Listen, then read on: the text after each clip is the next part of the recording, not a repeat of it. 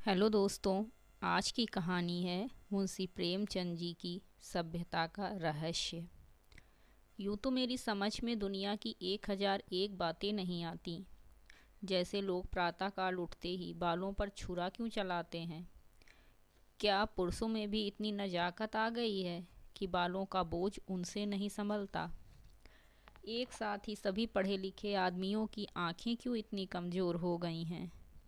दिमाग की कमजोरी ही इसका कारण है या और कुछ। लोग किताबों के पीछे क्यों इतने हैरान रहते हैं, इत्यादि। लेकिन इस समय मुझे इन बातों से मतलब नहीं। मेरे मन में एक नया प्रश्न उठ रहा है और उसका जवाब मुझे कोई नहीं देता है। प्रश्न ये है कि सभ्य कौन है और असभ्य कौन। सभ्यता के लक्षण क्या हैं। सरसरी नज़र से देखिए तो इससे ज़्यादा आसान और कोई सवाल ही नहीं हो सकता। बच्चा बच्चा इसका समाधान कर सकता है।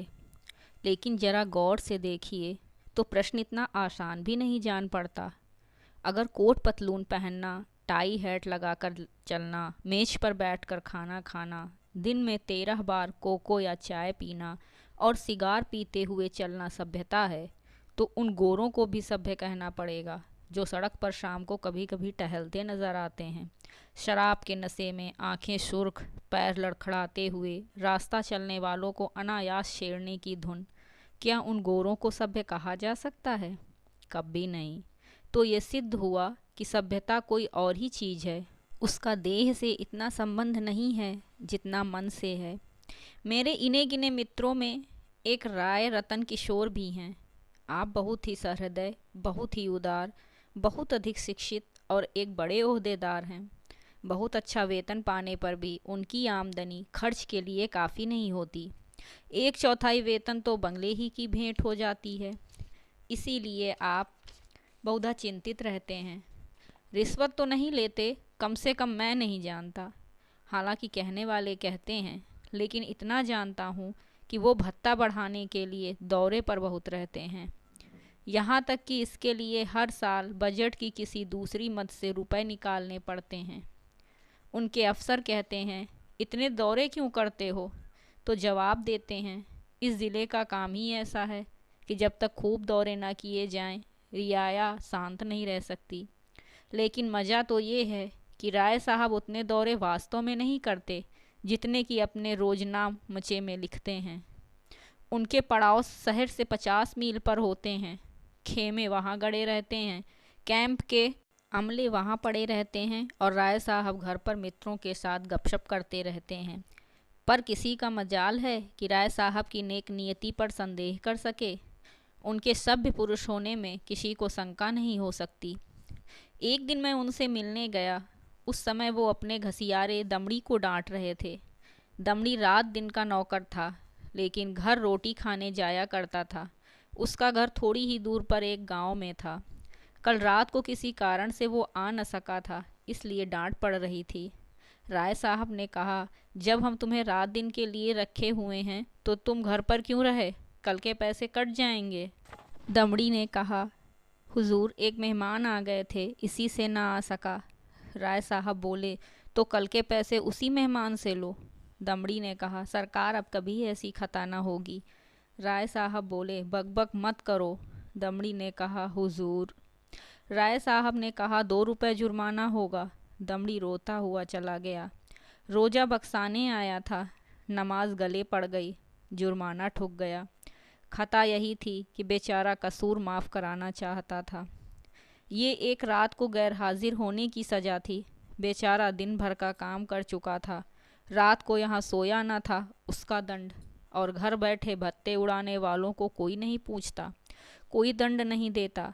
दंड तो मिले और ऐसा मिले कि ज़िंदगी भर याद रहे, पर पकड़ना तो मुश्किल है।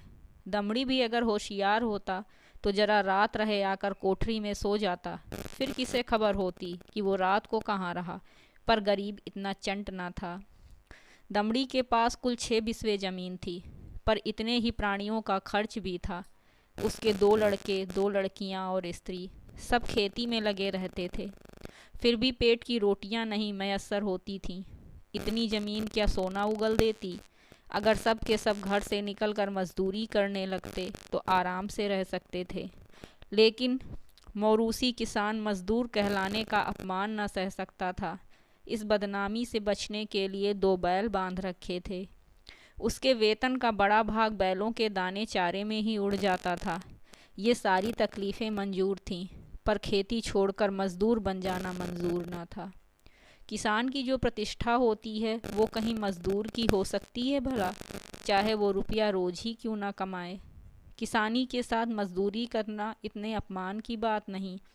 द्वार पर बंधे हुए बैल उसकी मान रक्षा किया करते हैं, पर बैलों को बेचकर फिर कहाँ मुँह दिखलाने की जगह रह सकती है। एक दिन राय साहब उसे सर्दी से कांपते देखकर बोले, कपड़े क्यों नहीं बनवाता, कांप क्यों रहा है? दमड़ी ने कहा, सरकार पेट की रोटी तो पूरी ही नहीं पड़ती, कपड़े कहाँ से बनवाऊं? राय साहब बोले, बैलों को बेच क्यों नहीं डालता? सैकड़ों बार समझा चुका हूँ, लेकिन न जाने क्यों इतनी मोटी सी बात तेरी समझ में नहीं आती। दमड़ी बोला, सरकार, बिरादरी में कहीं मुंह दिखाने लायक ना रहूँगा, लड़की की सगाई ना हो पाएगी, टाट बाहर कर दिया जाऊँगा। राय साहब बोले, इन्हीं हिमाकतों से तो तुम लोगों की ये दुर्गत हो रही है। ऐसे आदमियों पर दया करना भी पाप है। और मेरी तरफ देख कर बोले, क्यों मुंशी जी, इस पागलपन का भी कोई इलाज है? जाड़ों मर रहे हैं, पर दरवाजे पर बैल जरूर बांधेंगे। मैंने कहा, जनाब ये तो अपनी अपनी समझ है। राय साहब बोले, ऐसी समझ को दूर से सलाम कीजिए।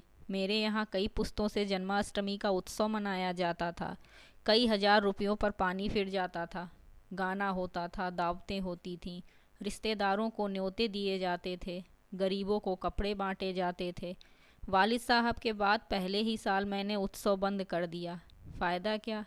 मुफ्त में 4-5 हज़ार की चपत पड़ती थी। सारे कस्बे में बवेला मचा, आवाज़ें कसी गईं। कहा किसी ने ईसाई बनाया, लेकिन यहाँ इन बातों की क्या परवाह। आखिर थोड़े ही दिनों में सारा कोलाहल शांत हो गया। कस्बे में किसी के यहाँ शादी हो, लकड़ी मुझसे ले, पुश्तों से ये रस्म चली आती थी।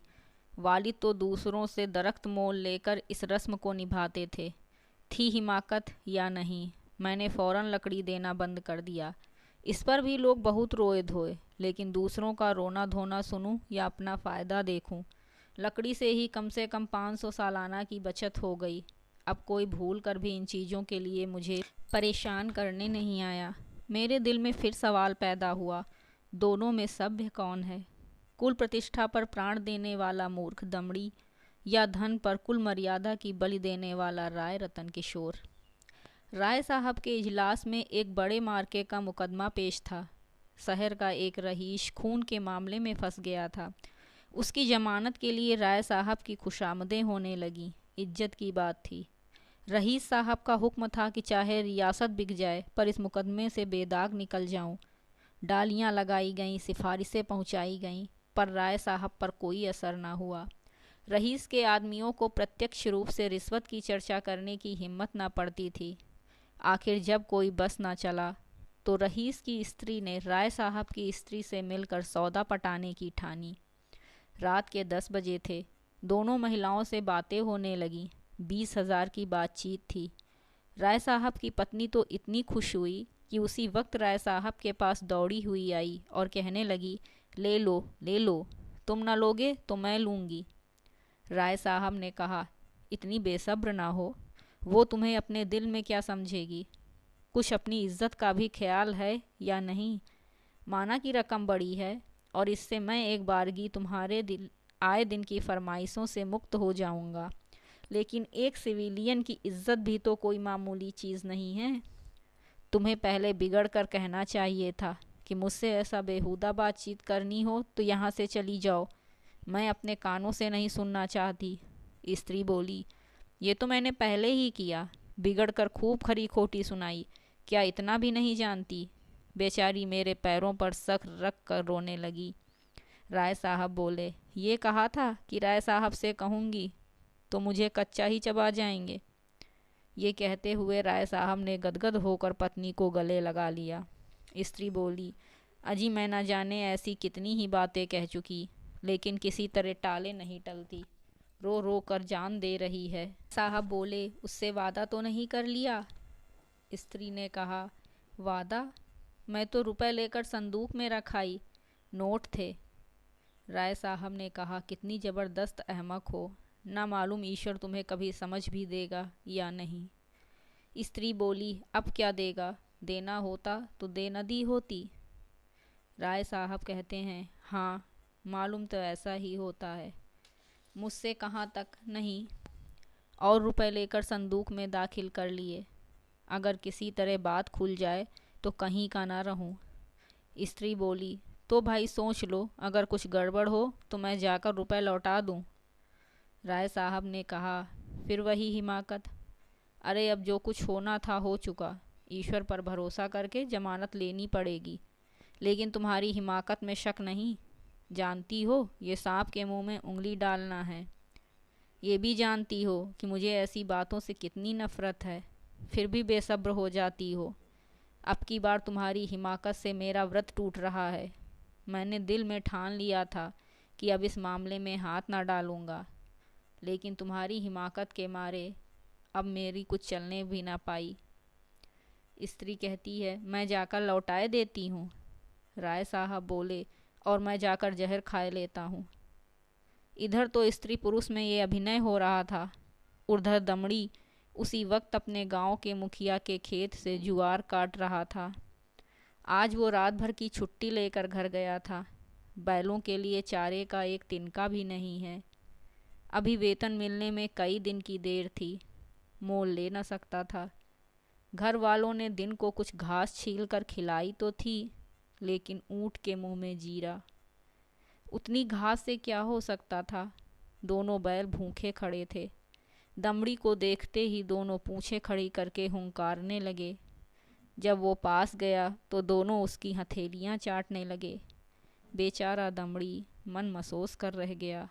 सोचा, इस वक्त तो कुछ हो नहीं सकता, सवेरे किसी से कुछ उधार लेकर चारा लाऊंगा।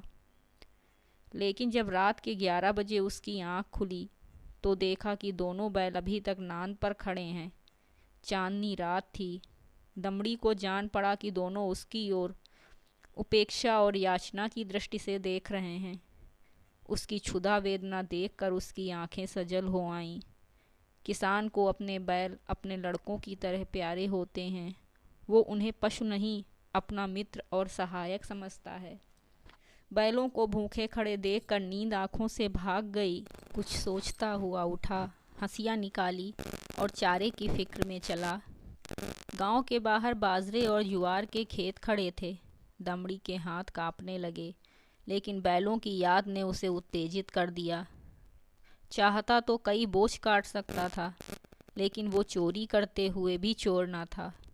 उसने केवल उतना ही चारा काटा जितना बैलों को रात भर के लिए काफ़ी हो। सोचा, अगर किसी ने देख भी लिया तो उससे कह दूंगा बैल भूखे थे इसलिए काट लिया। उसे विश्वास था कि थोड़े से चारे के लिए कोई मुझे पकड़ नहीं सकता। मैं कुछ बेचने के लिए तो काट नहीं रहा हूँ, फिर ऐसा निर्दयी कौन है जो मुझे पकड़ ले। बहुत करेगा अपने दाम ले लेगा। उसने बहुत सोचा। चारे का थोड़ा होना ही उसे चोरी के अपराध से बचाने को काफ़ी था। चोर उतना काटता जितना उससे उठ सकता।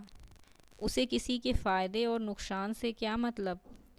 गांव के लोग दमड़ी को चारा लिए जाते देखकर बिगड़ते जरूर, पर कोई चोरी के इल्ज़ाम में न फंसाता। लेकिन संयोग से हल्के के थाने का सिपाही उधर जा निकला। वो पड़ोस के एक बनिए के यहाँ जुआ होने की खबर पाकर कुछ ऐंठने की टोह में आया था। दमड़ी को चारा सिर पर उठाते देखा तो संदेह हुआ। इतनी रात गए कौन चारा काटता है, हो न हो कोई चोरी से काट रहा है। डांट कर बोला, कौन चारा लिए जाता है, खड़ा रह। दमड़ी ने चौंक कर पीछे देखा तो पुलिस का सिपाही। हाथ पांव फूल गए। कांपते हुए बोला, हुजूर थोड़ा सा ही काटा है, देख लीजिए। सिपाही बोला, थोड़ा काटा हो या बहुत, चोरी तो चोरी है। खेत किसका है? दमड़ी ने कहा, बलदेव महतो का। सिपाही ने समझा था शिकार फंसा, इससे कुछ ऐठूंगा, लेकिन वहाँ क्या रखा था। पकड़कर गांव में लाया और जब वहाँ भी हत्थे चढ़ता न दिखाई दिया तो थाने ले गया। थानेदार ने चालान कर दिया। मुकदमा राय साहब ही के इजलास में पेश किया। राय साहब ने दमड़ी को फंसे हुए देखा तो हमदर्दी के बदले कठोरता से काम लिया। बोले, ये मेरी बदनामी की बात है, तेरा क्या बिगड़ा, साल 6 महीने की सज़ा हो जाएगी, शर्मिंदा तो मुझे होना पड़ रहा है। लोग यही तो कहते होंगे कि राय साहब के आदमी ऐसे बदमाश और चोर हैं। तू मेरा नौकर ना होता तो मैं हल्की सज़ा देता, लेकिन तू मेरा नौकर है इसलिए कड़ी से कड़ी सज़ा दूंगा। मैं ये नहीं सुन सकता कि राय साहब ने अपने नौकर के साथ रियायत की। ये कहकर राय साहब ने दमड़ी को 6 महीने की सख्त कैद का हुक्म सुना दिया। उसी दिन उन्होंने खून के मुकदमे में जमानत ले ली। मैंने दोनों वृत्तांत सुने और मेरे दिल में ये ख्याल और भी पक्का हो गया कि सभ्यता केवल हुनर के साथ ऐब करने का काम है। आप बुरे से बुरा काम करें, लेकिन अगर आप उस पर पर्दा डाल सकते हैं तो आप सभ्य हैं, सज्जन हैं, जेंटिलमैन हैं। अगर आप में ये सिफत नहीं तो आप असभ्य हैं, गंवार हैं, बदमाश हैं। यही सभ्यता का रहस्य है।